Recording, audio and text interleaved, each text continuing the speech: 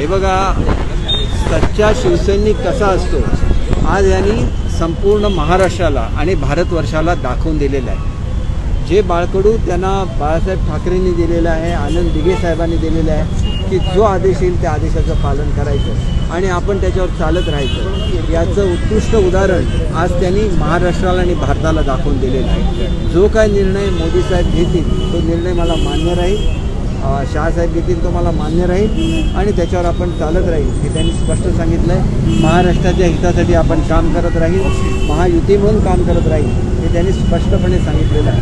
आणि त्याच्यामुळे पुढचे निर्णय काय होतात हे उद्याच्या बैठकीमध्ये ठरेल आणि त्याच्यानंतर याची पुढची प्रक्रिया होईल. परंतु आज तर जे काय म्हटलं जात होतं की शिंदेसाहेब हे मुख्यमंत्री पदासाठीच अडून बसलेले आहेत, हा गैरसमज त्यांनी दूर करून टाकलेला आहे. कुठल्याही पदावर ते अडून राहिलेले नाही आहेत आणि जी बाळासाहेबांची इच्छा होती की माझा सच्चा शिवसैनिक हा महाराष्ट्राच्या मुख्यमंत्री पदावर बसला पाहिजे. मग एक शिवसैनिक महाराष्ट्राच्या मुख्यमंत्री पदावर बसल्यानंतर काय करू शकतो हे त्यांनी आज संपूर्ण महाराष्ट्राला आणि भारताला दाखवून दिलेलं आहे. आणि म्हणून असं आम्हाला त्यांचा मुख्यमंत्री म्हणून अभिमान आहेच, पण त्याच्यापेक्षा जादा अभिमान हा सच्चा शिवसैनिक म्हणून आहे. शिवसेनेचा अध्यक्ष म्हणून काम करतात ते शिवसेनेचे मुख्य नेते तर आहेतच, परंतु त्यांनी एक सिद्ध करून दाखवलं की खरी शिवसेना कुठली आहे. बाळासाहेबांच्या विचाराची शिवसेना हीच खरी शिवसेना आहे आणि त्याच्यामुळे हा झंझावात संपूर्ण महाराष्ट्रामध्ये जाईल आणि शिवसेना अतिशय ताकदीने उभी राहील याची मला खात्री आहे.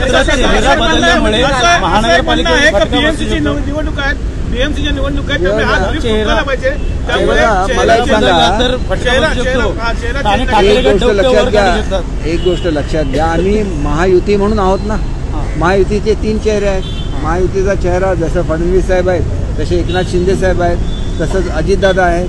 आम्ही महायुती म्हणूनच ज्याला सामोरं जातो त्याला अनिवार्यपणे आदरणीय एकनाथ शिंदे साहेबांचाच चेहरा हा महायुतीचे प्रतिनिधी म्हणून तिथं दिसेल याची मला खात्री. मात्र मुंबईमध्ये शिवसेनेची ताकद मोठी आहे, नागपूरमध्ये तिकडे देवेंद्र फडणवीसची ताकद मोठी आहे. कसं बघता याकडे चेहरा बदलला तर डोकं वर काढू शकतो ठाकरे गट. हे बघा, आज ठाकरे गट का या स्थितीत गेला तर त्यांनी बाळासाहेबांचे विचार सोडले, काँग्रेसच्या विचारांशी त्यांनी नातं जोडलं आणि काँग्रेसशी संबंधित लोकांशी त्यांनी नातं जोडलं.